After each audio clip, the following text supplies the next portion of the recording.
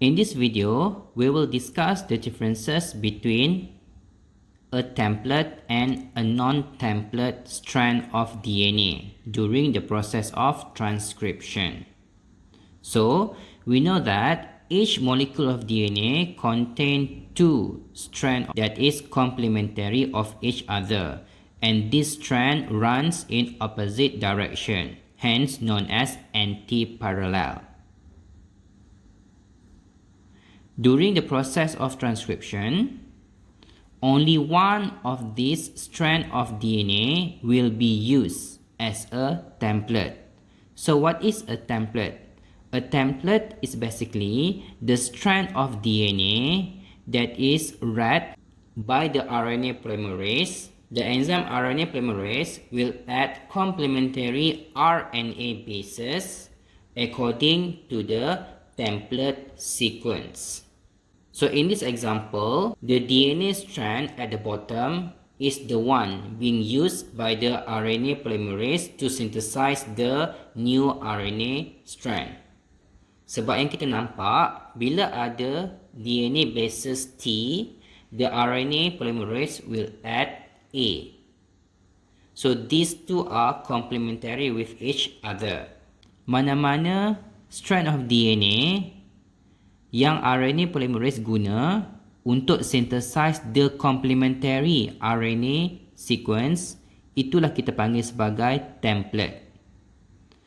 So maksudnya, satu lagi strand of DNA yang tidak dibaca, itu adalah non-template. Next, apa beza non-coding dan juga coding strand of DNA? So non-coding and coding refers to the term code or genetic code. So genes contain genetic code. So genetic code will determine the sequence of amino acid during translation. A template strand can also be known as the non-coding strand. Kenapa? So this is because the template strand does not contain the gene sequence that code for the amino acid. Tetapi, the non-template strand is the one that is also known as the coding strand because they contain the genetic code to make the protein.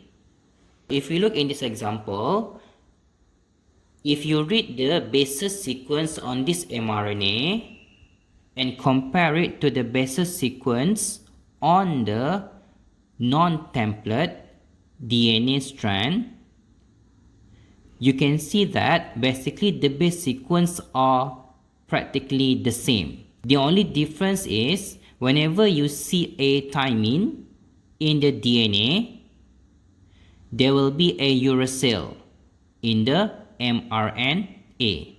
Other than that, the base sequence are the same between mRNA and the non-template strand. So bila enzim tu baca template strand yang tak ada gene, dia akan buat complementary strand yang ada gene, which is similar to the non-template strand. So mRNA ini yang penting, yang perlu mengandungi gene sequence. Kenapa? Sebab mRNA yang akan digunakan dalam proses translation untuk membuat protein. So the basis sequence on the mRNA mesti mengandungi gene. So any DNA strand that does not contain the gene will act as a template.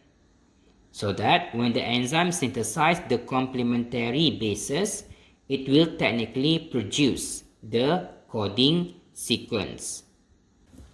Next is antisense and sense strand. So antisense sama saja maksudnya dengan non-coding, iaitu strand of DNA yang tidak mengandungi genetic code.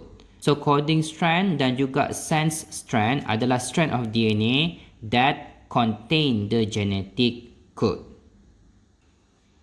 So in summary, if you want to know which of the two strands of the DNA that will act as a template, So that strand of DNA must not contain any gene sequence, which is the non-coding strand of DNA. So another term for non-coding strand of DNA is antisense strand.